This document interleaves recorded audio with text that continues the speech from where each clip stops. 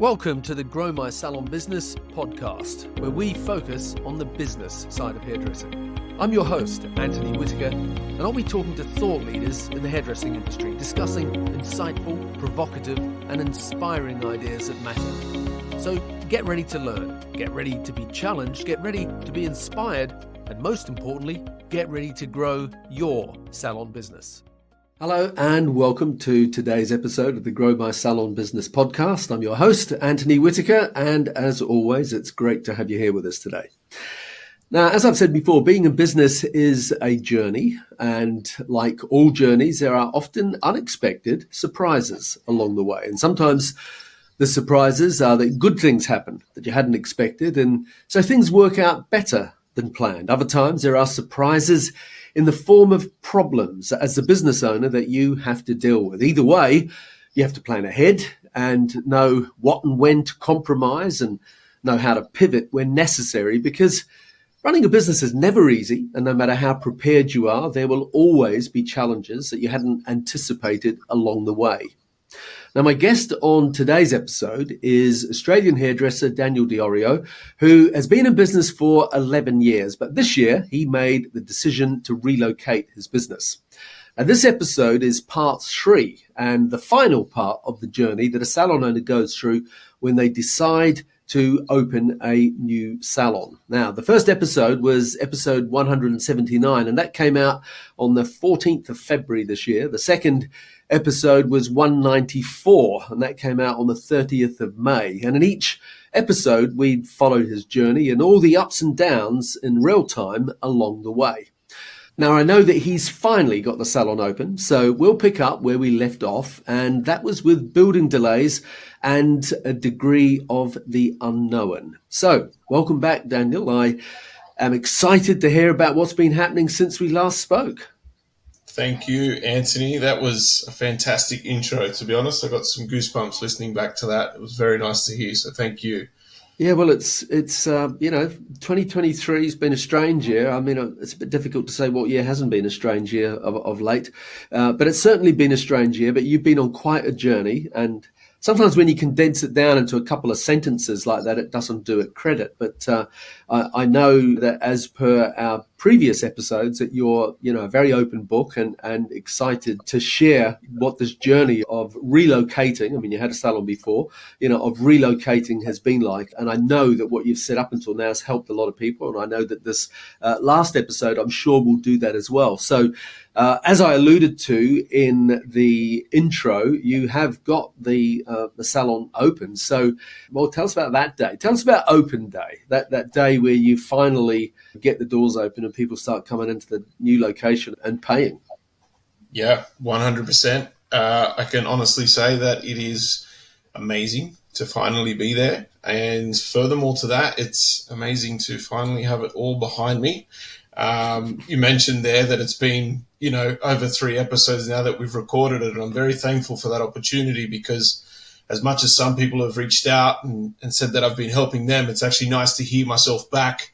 I think in the last episode, I was getting some praise about how composed and how I had it all together. And then, if you were a fly on the wall for the last few months, it was a version of that. And then most of the other time, it was definitely the polar opposite. That's for sure. Yeah. But we did it. Open day was fantastic. It was, as cliche as it may sound, a dream come true. We'd been looking at this salon on paper for, close to 14, 15 months. And, there was a lot of weight behind the decision. Were we making the right decision? Were we spending too much money? Was everybody going to follow? All of those types of questions. But it was just like you just open that key and you turn in on day one. And, I had a very nice moment in the morning with Laura before all of the staff had turned up and anybody had turned up for the first day. And it was a lot of emotion, definitely, because, it's a beautiful place. It's a beautiful dream. And it's just one of those places now where I feel like there's a man who had an idea and had a purpose and strapped it to a car and drove it really fast to make it a reality. And being in there, there's nothing more rewarding now. So it's absolutely excellent to be there. Good, good. Okay. Now, I've sort of followed the journey on Instagram, so I've sort of, been vaguely aware of the different stages.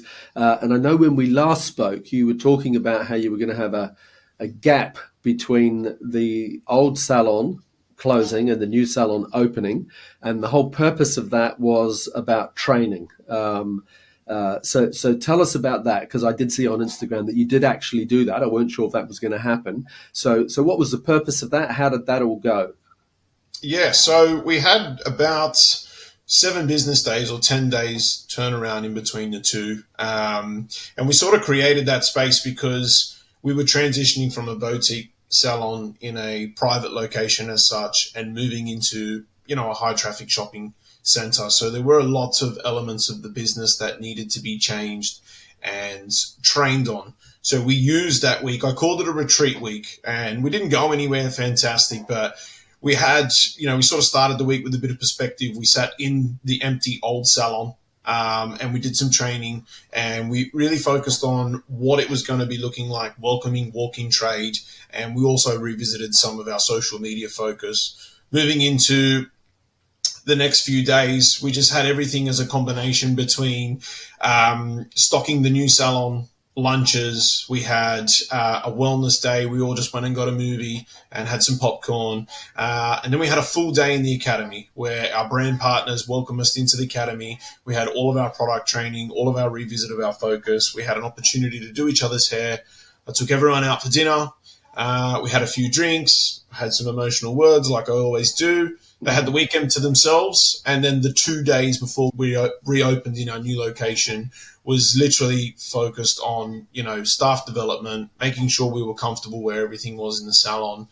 We did all of our marketing shoots and campaigns and photos, so we had all of our content looking amazing, and ultimately just making sure that we were 100% confident come Wednesday morning. Once we opened the salon, that we were ready to rock, we were rested, and we were well rehearsed for what was ahead. Was it 100% successful? Yeah, I would say 98%, but the 2% was just things that we just did not expect. And I suppose working in that boutique salon and then moving into a high traffic walk by trade, it was just something that we had to consistently keep training on in the first couple of weeks to get it right. So whilst the week off was amazing, there was still more training once we got in there for sure. Yeah, well, you can't anticipate everything. Like, No, definitely not. as you said at the beginning, it was an idea on paper, and we're going to talk about this in lots of different ways as we discuss this for the next 45 minutes or so. But yeah, you can't anticipate everything when you get real people in there, real clients, real staff, and are dealing with the physical space that you actually have as opposed to what it looks like on a piece of paper. It's bound to throw up some challenges. Before we get into that, just tell us about the transition from one location to the other. Was there any big challenges there in terms of, I'm not even sure really what I'm asking here. Part of me is asking about the sort of physical stuff, the taking stuff from one location to the other. Another part of me maybe is asking about that sort of, that sort of emotional transition in terms of the client experience, the team experience. Did that throw up any surprises for you? That sort of stuff. Physical, it was hard work. It was very hard work, and mentally and emotionally, it was all hard work. I tried to take some of that time in between the two salons to have some moments to myself, but as a roll-on effect of that, it did result in some days being nearly close to 16 hours in setup because, it's one thing to pack down a full salon. It's another thing to get it all back to my house. And there was another thing to get it to the salon. But then it was the next step to set it up. And whilst there was days where we used the team to set up most of it, there were just elements like the technology side of things. Who was going to set up the computer, the internet, make sure the phones were connected, and all of those fine steps from there. It was about making sure there was little things like the systems and the processes revolving around cleaning lists and whatnot couldn't be created until I was in the environment to do that. They were the hardest parts because as a roll-on effect, I was taken away from my home for a long period of time, barely got to see my daughter awake. So as it got towards the ends, and I finally had my moment towards the ends where I could reflect on it all, yeah, it was a massive weight out of me, not even off my shoulders, just completely out of me. And the perspective of that, I suppose, looking back at it, was always going to be worthwhile, but it was sort of like I had that moment to look back and think, well, what type of a leader did I look like during that period, and what type of an example was that for my team? And I suppose that was sort of showcased on their commitment, because they were paid during that period off, but they were also there long hours as well, and they were happy to commit their time, and they could see the benefits and the value of putting in that extra work. In terms of the clients, I think we did a lot of hard work marketing that we would be closed. We did a lot of text message campaigns because everybody sees their text messages. So even in that period off, while we had the phones diverted, we had minimal phone calls. We had some general inquiries, but it was quiet. It was well documented. So once we had opened, I suppose, as much as all that hard work was behind us, once we were open, it was just as hard, because we had so many visitors, we had so many phone calls, plus we had all of the new interest for the centre. So that period from, say, closing on the 5th of August and reopening on the 16th of August, it really stretched all the way up basically to the end of August. It was a lot of hard work, a lot of mental capacity was required to keep a good face on, to look fresh in the morning, and to keep those long hours going, and then add those to the teething issues that you have as well. Yeah. Okay. The old premises, what happened to that? Because I know there was the possibility of trying to get someone else to take it off your hand with all the fixtures and fittings, etc., which is obviously a nice thing if that can happen. What was the end result with that? So I sold everything individually, and that paid for the tradespeople to return it back to Square, and I gave the keys to the landlord and said goodbye to all of that. Unfortunately, I had 2 people who were interested, both of which came from Facebook Marketplace. I had no luck with any of the brokers. I had plenty of time wasters on Facebook Marketplace, but I had 2 that were concrete and 2 handshake agreements as such with 2 people who wanted the premises. But I said, there's no point shaking my hand. You need to go and get the lease that you want, and then you can come back to me and pay me the money as such. And neither one of them could get a deal with the landlord. And yeah, so I basically said to the landlord, I need to know latest by the Friday before. They couldn't get any deals. I then offered them the joinery. I said, I'll take everything else. I'll leave you the joinery. You can continue to market it as a hairdresser, joinery free of charge. They didn't want that either. So literally closed my doors Saturday, 5 p.m.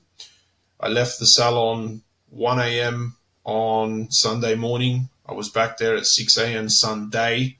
And I left there again at 6 p.m. that night and just got everything absolutely demolished, sold, ripped out.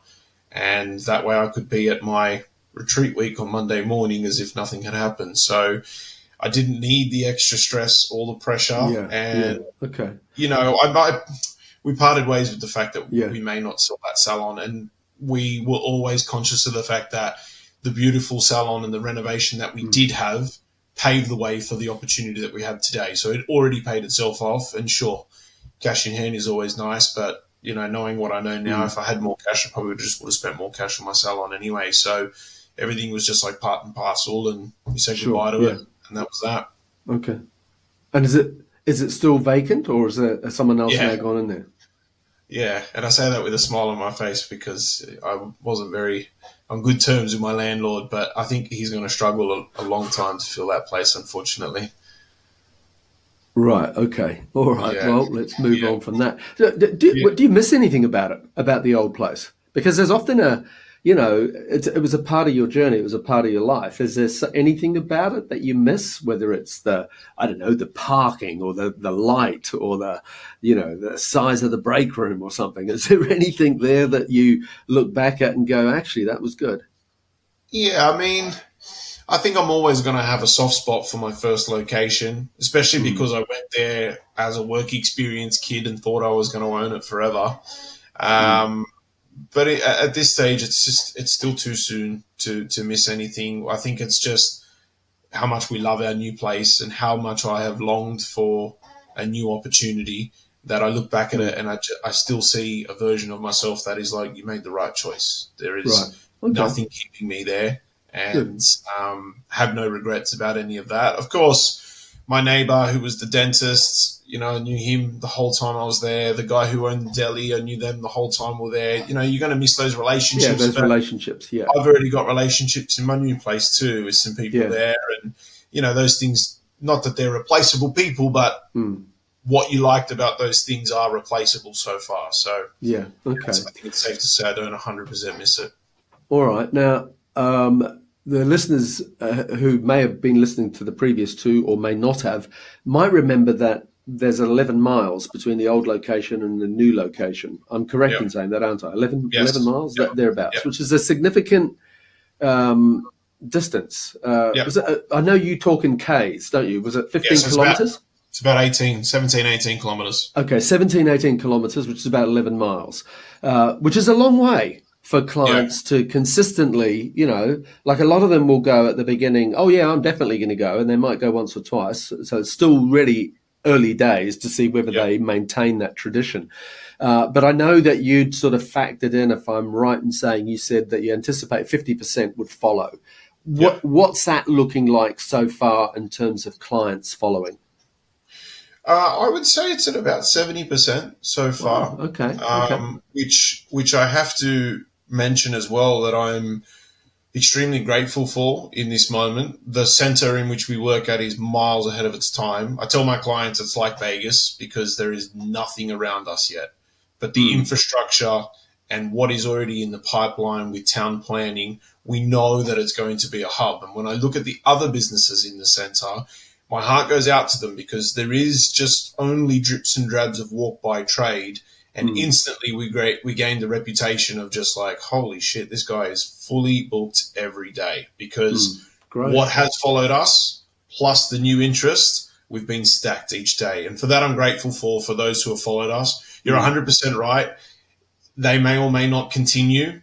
The biggest thing that I've just had to continuously remind myself in a really modest and honest way is that, yes, we are 17 kilometers away, but truthfully, I don't think anybody's doing what we're doing within 17 kilometers anyway.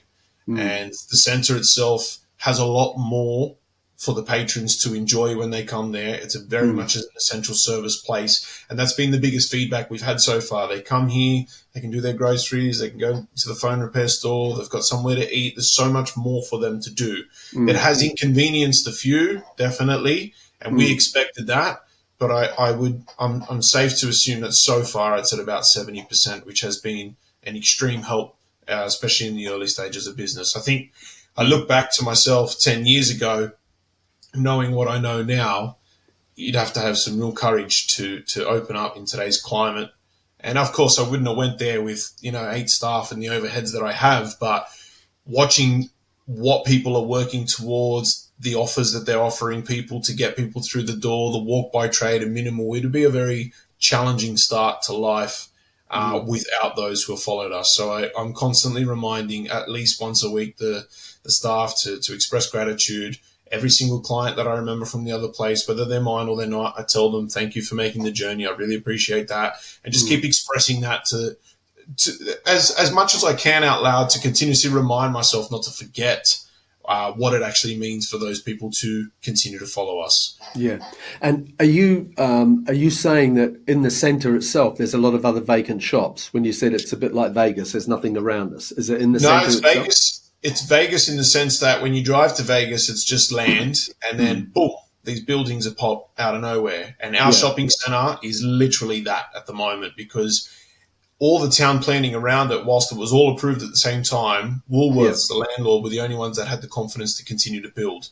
So all of the medium density housing, the mixed, I think it's sort of like mixed business has been approved, and there's been some high-rise apartments approved. All of those went on hold when the climate started to become tough. My centre, you could walk around it and you would laugh, because right now there's staircases that lead nowhere. But when the town planning is finished, the centre is literally right in the hub of it. So so it'll only get better, go from strength to strength. Yeah, definitely. Definitely. Cool. Okay. All right. And what about your team? Because it's not just about clients travelling 18 kilometres, 11 miles every day. It's also about your team. So their journey has dramatically changed. Has that had any negative impact on anybody?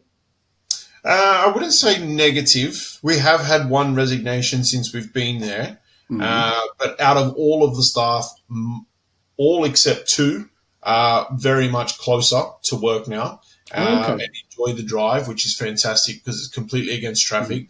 The two who have to travel a bit further also drive against traffic.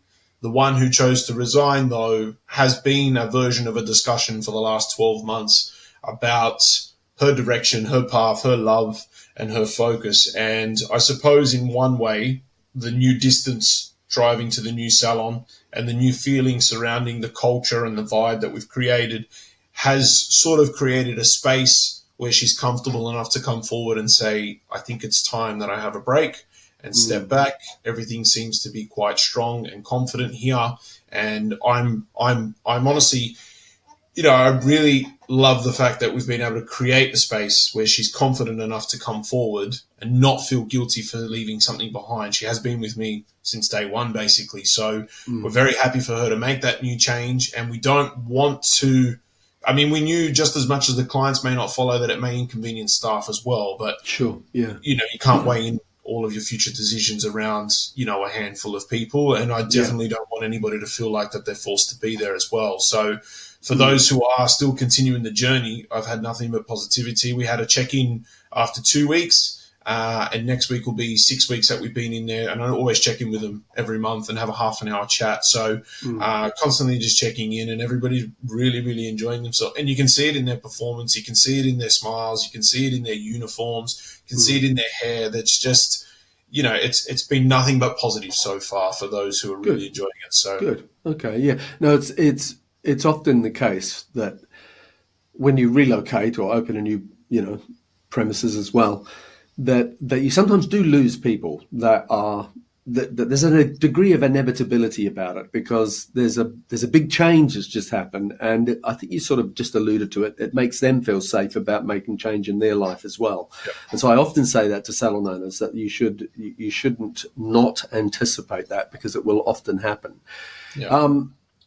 What's been the biggest surprise about the new location? Has there been anything happen that you hadn't anticipated that is been whether it's a good surprise or a bad surprise? Is there anything about it that has stuck out? The biggest surprise to me, I would have to say, as a business perspective, I wouldn't say anything else has surprised me more, is how much I actually feel like I've started business again. And even though I just had a nice long spiel about how many people have continuously followed, all of my KPIs, my targets, what used to be important in a boutique salon, now being in a high traffic shopping center salon, is completely different. And my margins, my numbers, my targets, my expected rebooking rates, so many things are skewed that it's almost as if there's no point me looking at September last year's report and having a look at September this year's report and saying, wow, we've had an instant increase. We expected that, but take out the bottom line and have a looking at your numbers.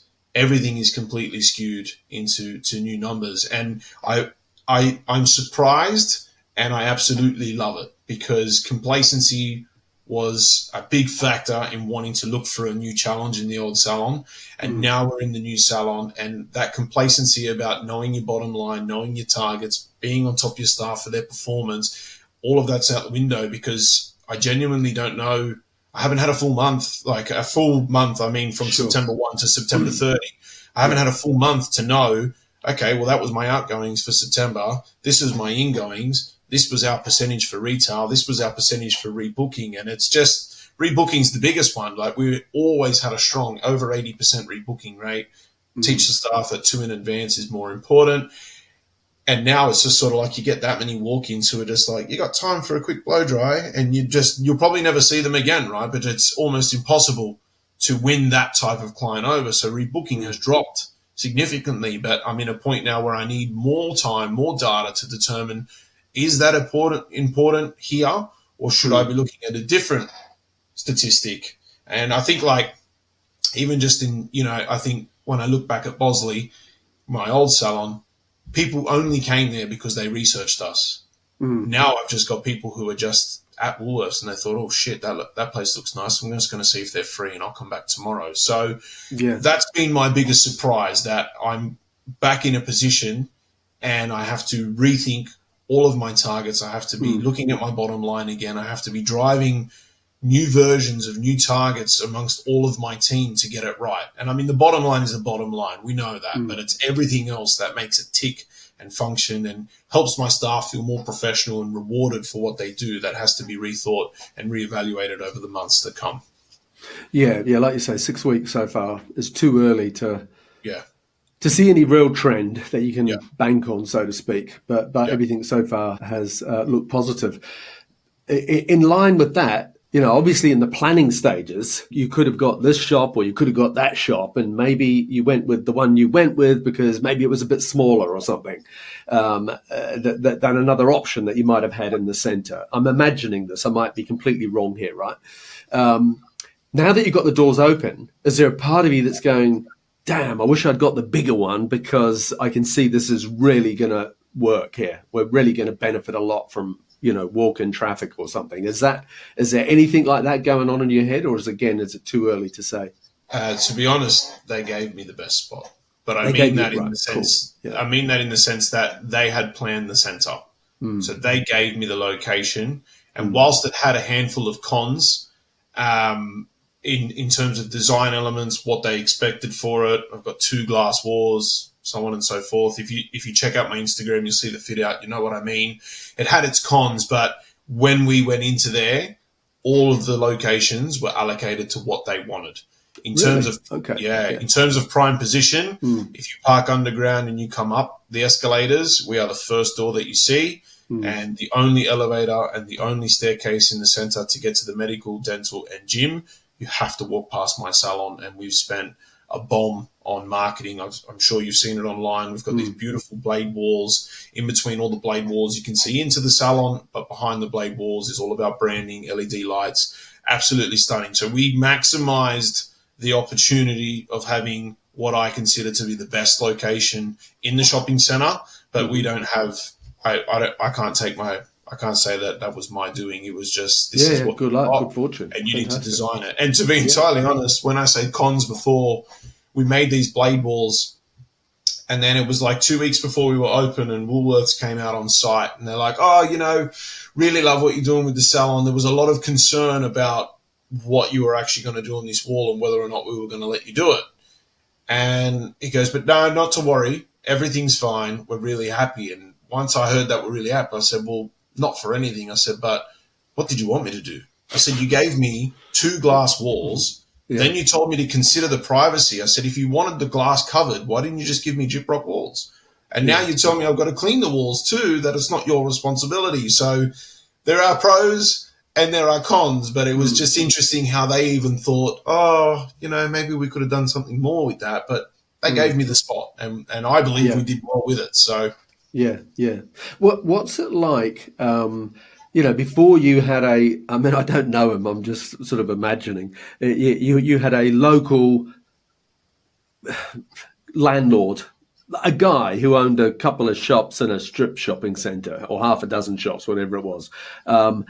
As opposed to now, you're dealing with a big, international brand. What's that been like in terms of, dealing with a new centre management company compared to, the local Joe, the landlord you had before? Communication is much more efficient in our new location. And my communication is beginning to fizzle out directly with Woolworths and moving over to the managing agents, who is Collier's, also a global brand. But she's also on site full time. That's where her office is, and she's assigned to that. So her door, as far as I know, is completely open. I'm yet to go and have a reason to go up there just yet. But she also waltzes around, and I just tell her, whenever you're around, come in, have a blow dry. And she's actually English, but she keeps saying, why, is there something wrong with my hair? I said, no, just come in and have a cuppa and get your hair done. That's what we're here for, right? So I haven't had too much of a concern in terms of communication. I do have some questions about some things that I'm not happy with, but I'm going to wait till I get to a point where I've shown that I don't miss my bills. I've shown that I'm always there. I've shown that my shop's always clean. Once I start to build that rapport and that trust, then I'll probably head up into the office and address some of the concerns and see if I can continue to tweak some things my way. But in comparison to the old place, I used to call. I wouldn't get a call back earlier than a week. I used to email. If I got an email, it was a couple of words. Here, I would email. I'd get something back by the end of the day for sure. So far, Right. much better. Okay, good. All right. Now, I know we talked about this a little bit last time. I've seen many salons that look beautiful on paper. Like, you get these great CAD drawings from the architect, designer, whatever, and it looks fabulous. But then when it's actually built, you often find that when you're in that real space, as opposed to just a 3D drawing of it, that you think, gosh, I wish this was a bit higher or a bit lower, or I wish we had a bit more width between the chairs, or, I wish the retail had been put on that wall instead of this wall. Now that you're in there and the practicalities of having a salon full of staff and a salon full of clients and, the movement of people, is there anything that you're looking at wishing that was, done differently? Truthfully, at this stage, only one element, and it's minute because Angie, she loves sitting in that chair and she works in that space quite comfortably. But had I have had a bit more of a level of head, I should have measured the distance between a particular chair and a particular wall and could have created a bit more space using what I had. Other than that, I would have to say that it's been an adjustment because it's much more narrow than our old salon. But overall, it's working quite efficiently. We've got a ton of storage, which is great, and nothing is exposed. Everything is hidden, which makes it even nicer and more appealing. But yeah, I think just everybody sort of gravitated to chairs that in our old salon, we had our own chairs, especially post-COVID. Everyone didn't really move, right? So now that we've been in the new place, other than myself and say Angie, who's my manager in training, we don't really move chairs too often, but the rest of the girls just enjoy floating and getting around. I think it's not even a negative, but the only thing that our old salon had that the new salon doesn't have, we have the center island is where we have our waiting area and where we mix our colors. We sort of, having that island, it sort of cuts off the banter from one side of the salon to the other. And that was a beautiful element that we had in Bosley Park. And we haven't 100% lost it. You just sort of got to duck and look under the bench and still say your cheeky comment to each other and have a laugh. But other than that, it's honestly, it's been really, really nice. You know me well enough to know that I'm just, every time I see something hit the floor, I'm like, wipe that up or clean that wall or get that, what's this doing here? Because I just want it to be immaculate for as long as possible. But at the same token, it's, we're working in there too. So it's got to have a bit of wear and tear as well. So you have to have a little bit of leeway with that. Yeah. And there was another thing that you and I had spoken about in your old salon about retail and where you had it located and then when you relocated it. If I'm right in saying your retail sales improved when you did that. And I know that when you were designing the new salon, the retail was back down the back again. I think I'm right in saying that. And I was sort of saying, well, hang on, in a mall, you should be really have that retail nearer the front door because you do get a lot more walk-in traffic, etc., that will come specifically for retail. I know it's early days yet. How is the positioning of retail, etc., gone in terms of, sales? Is it working for you or against you? Is it like, what's happening there? So far, retail has improved by 4%, I would say. Okay. Yeah. Which is an instant improvement. There would be, I'd say probably 2% of that is walk-in, just people who quickly pop in and know you're the go-to for hair. The other half of that is just the staff being a little more professional, a little more there's a little bit more enjoyment around placing the products on the shelf, communicating about them, and just, in our week off, we just really focused on what it takes to be a professional hairdresser. And not too often you get into that category of, I'm not very good at retail because I don't like selling things. But I just tried to get my team in the headspace of let's just become educational. And I know that we already do it well, but let's make more of an emphasis. Let's be educational professionals. So I think when you combine the fact that we're in a shopping center, we have a grand retail shelf with LED lighting, and it's beautiful and it's always fully stacked and it's nice and congested.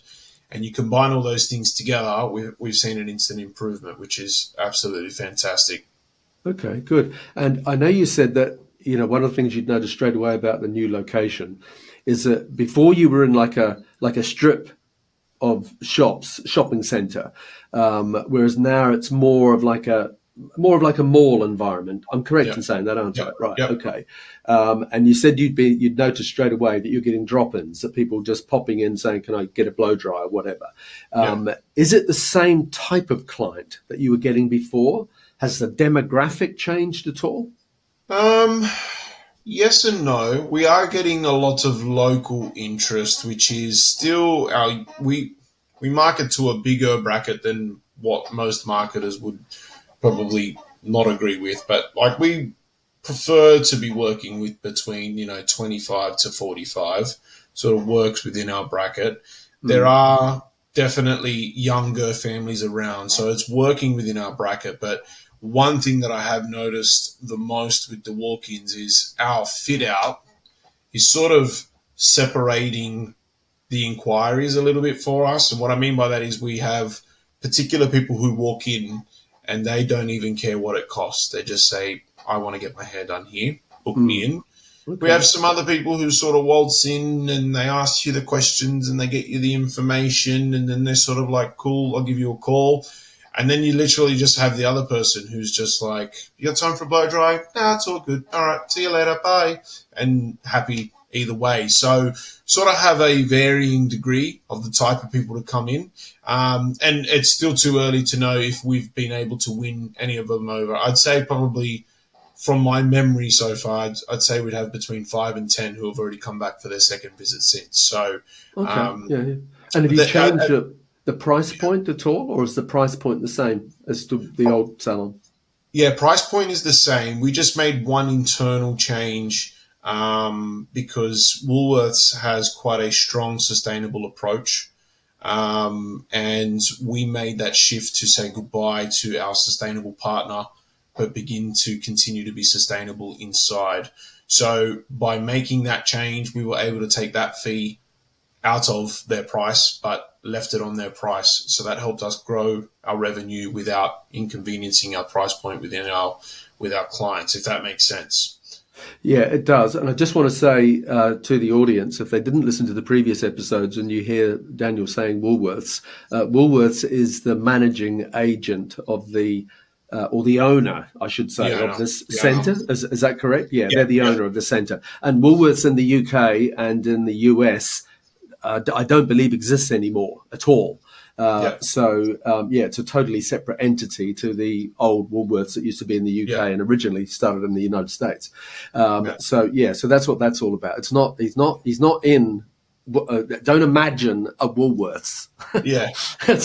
Don't imagine an old Woolworths and think, what's he got a salon in there for? That just happens to be the name of the person who owns this development, which are very successful in the Australian market. So, sorry, what were you going to say? No, I was just going to say, well, it wasn't an easy decision to make to part ways with sustainable salons as such. It was just more knowing that we had spent the last 3 years being focused on sustainability, separating all of our materials and giving it to the right place.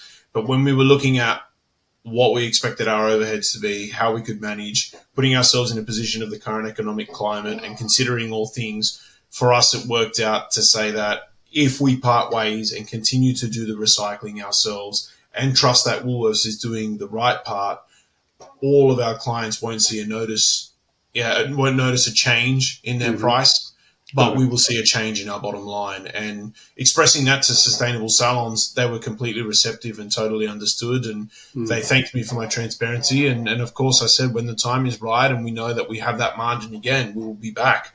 But knowing that we're partnering with somebody who is already putting that at the front of the mind and we're separating the materials, we know that we can still say that we are working towards sustainability too. So, yeah, okay, good point. All right.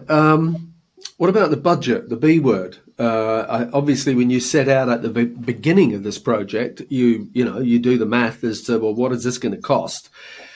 And, budgets are a bit like rubber bands sometimes. And, there's always things, I think I sort of said this in the introduction, but there's, challenges that happen and compromises that have to be made. You were very lucky in that you had your brother working with you, who's a shop fitter who designed and built, or I don't know if he designed, but he built the basic shop fit, which is handy to have someone in the family that does that. But overall, now that you're in there, you're out of the old place, that's done and dusted. You're into the new place. It's up and running. I'm assuming that the bills have been paid, etc. Did you keep the budget on track? No. No. No. Oh, there's a surprise. No. But so how far off track was it? Oh, As a percentage or dollar value, entirely up to you. yeah, I would say we were nearly close to 40 over budget, give or take. There were things that had changed from when we had quotes to when we actually built because of all the delays. There were those percentages. There were other things that we just didn't factor in that came into the equation. At one point, my shop front was quoted $9,000 and it was going to come in at 40 grand. Like, there were things that were just constantly adding to pressures that we had to deal with and we had to handle. It's my broker come in and got a haircut, and he said to me, "How did we go anyway? Did we work out?" I said, "Oh, we went over budget." And he said, we probably could have squeezed a bit more. And I said, "Yeah, I know, but if you squeezed a bit more, then I probably would have just spent that and gone over that too." I think it's just one of those cases that once you start doing nice things and you start seeing nice things, you can make some changes in other places, but even in a completely empty shell with not everything was brand new, everything was being built, there were still things that had arise that was just like, oh my God, we're going to have to fork out for that now. And that's what it is. And when you're that far in, you just get it done. And thankfully, Laura and I were prepared personally as well to, support that. And yeah, so whilst it would have been nice to stick to budget, it is what it is and it's done now. And just keep working hard and continue to pay it off. So, yeah, well, 40 is not too bad. No, it's not 40,000 Aussie dollars. So, Yep. Yeah, I mean, it's not obviously that's a blowout, but it's not the end of the world sort of blowout. No, that's right. That's right. So, yeah, so that's good. Well done. What would you do different if you were doing it again, knowing that what you know now, if you could go back to this time 12 months ago, where it was sort of an idea in your head, and then the bits gradually have all come together. Is there anything you'd do different? Yeah, 100%. And not work during the whole process.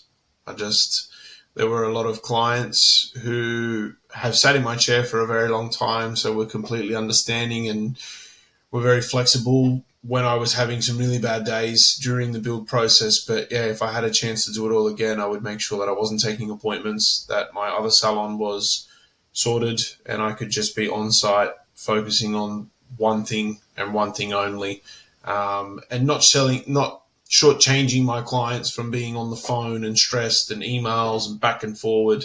And, that version of myself too on particular days in front of my staff. So in terms of that, I would definitely want to change that in the future. And, to do that, I'd have to be in a better financial position and with a stronger history behind me with business, I suppose, and a better support network. So not to say that I don't have any of those things, but I think if you look at our climate today, it wasn't the time to take 6 weeks off work to build the new salon. It was going to cost me too much to do that.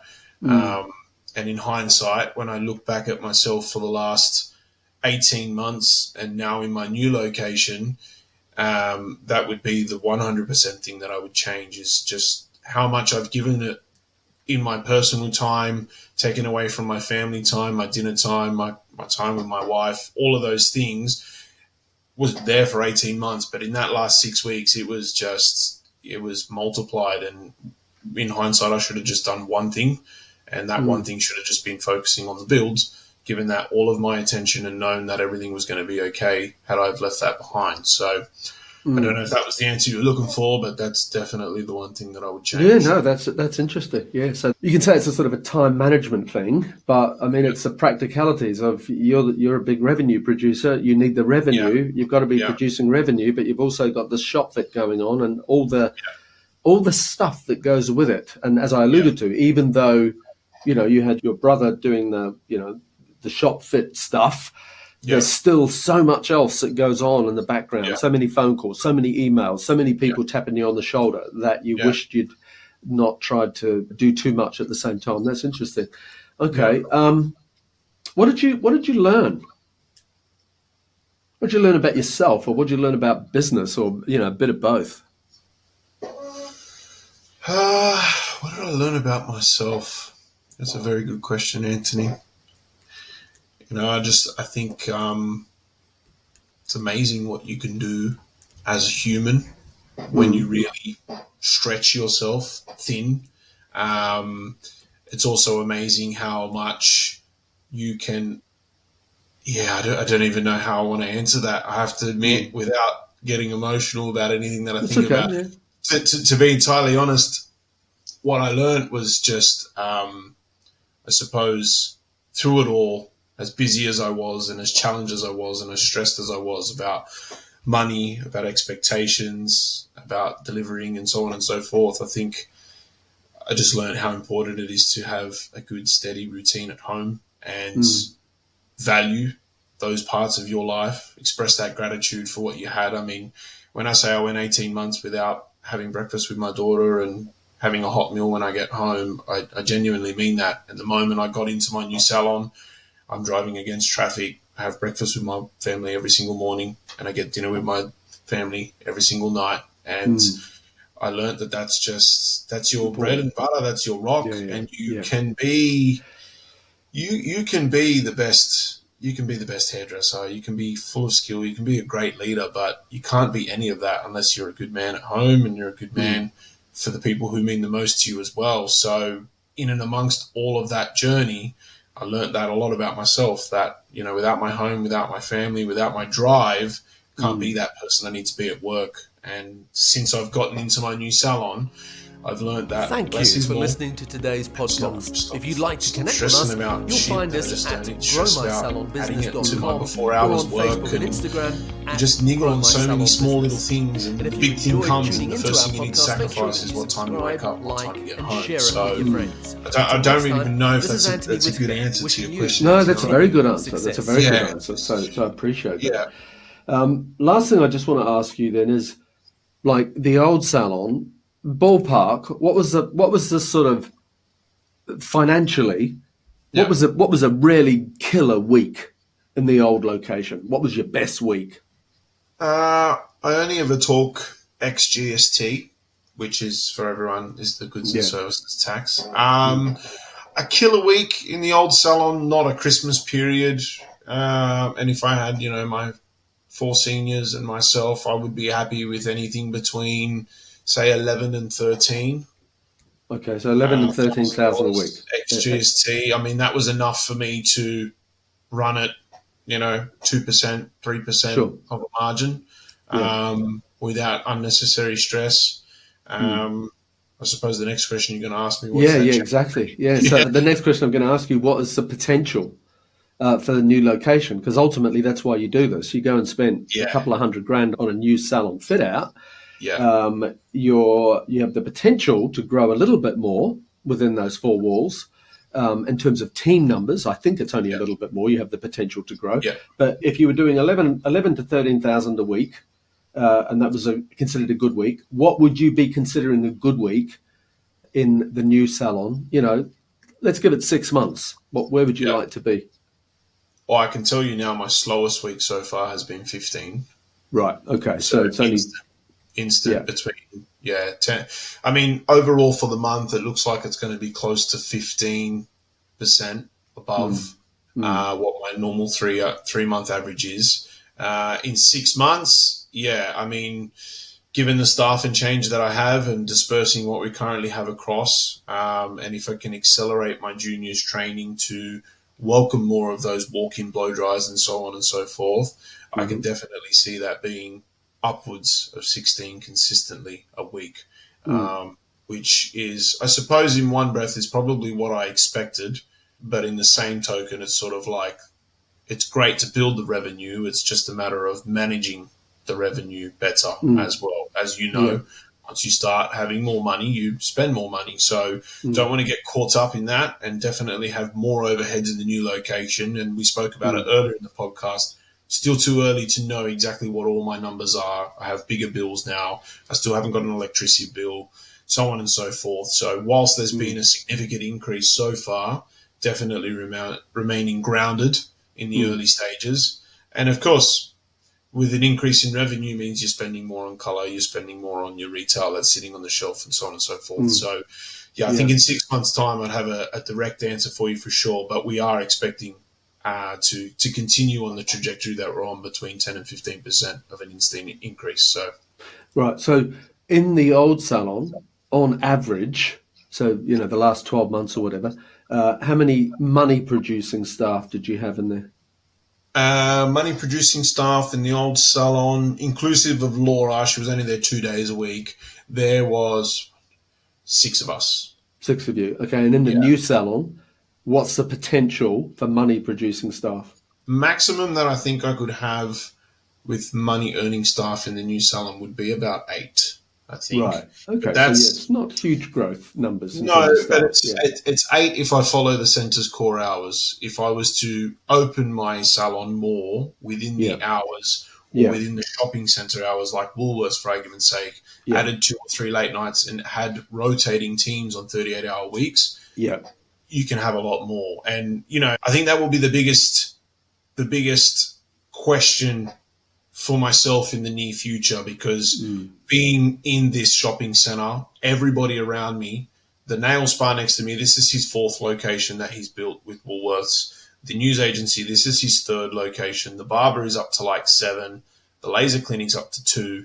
The opportunity to expand with companies like this will come and go. I think the biggest thing that we may have to factor in the future is, do we expand within our 4 walls, or do we expand in locations if the opportunity was to arise? And I would say that the first one, expanding within your own 4 walls, is definitely a viable option in the near future. Yeah, the answer's both, I suppose, isn't it? Because you're not going to be paying any more rent. Like, the rent's obviously a killer in a location like that. So you're not going to be paying any more rent by being open more hours. And the more hours you open, then the more profitable you're going to be. So that's all about what you've just said, which is about rotating different shifts and having people. If we were talking 10 years ago, we wouldn't be talking so freely about having people that do 2 days a week, 3 days a week, whatever it is. These days, if you want to succeed in business, I think you have to do that. And that's good for you. If you want to be open eventually 7 days a week and in a mall type environment, that's often, the way you make money out of it, because you're not paying any more rent. But you have to balance that with what you said about trying to keep a work-life balance, not just for you, but for your team. And so that's all about having the right people that want to work those sort of shifts, and being able to have the systems and management infrastructure so that all works. And knowing you, I know that you'll be able to do that. So I'm gonna predict that some $20,000 weeks this time in 12 months time. I hope I'm right. Yeah. So and then that would be really good. Okay. All right. Well, listen.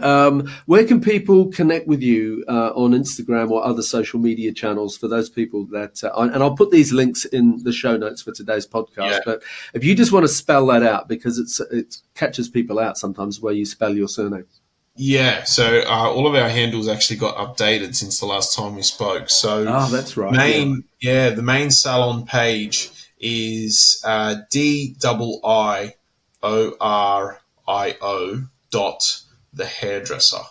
And on there, we've got some excellent new marketing content. If you scroll down, you'll see an image of me. You can click onto that, and that will link directly to my personal page as well. So DIIORIO hair.com.au is our website. Great. Okay. Well, I'll make sure that I put those in the show notes for today's podcast. So if you're listening to this podcast with Daniel and you've enjoyed it, do me a favor, take a screenshot on your phone, share it to your Instagram stories, and don't forget to subscribe and leave us a rating and review on the Apple Podcast app. So to wrap up, Daniel, I want to thank you for, like we started out on this journey. You and I probably floated this idea 12 months ago. And when you told me about this new salon, and I thought that'd be a really interesting story for a lot of people to follow. And you've been very open and honest and transparent about, the highs and the lows and the ups and downs, so to speak, of what this has taken to bring it to reality. I obviously haven't physically seen the salon, but I've seen that the journey of it, and obviously seen on Instagram, etc. I think you've done a fantastic job of it, and I think it will just go from strength to strength. So congratulations. I think it's well deserved. Thank you, Anthony. And thank you for inviting me along for the journey, because it's a very powerful opportunity to reflect for myself as well.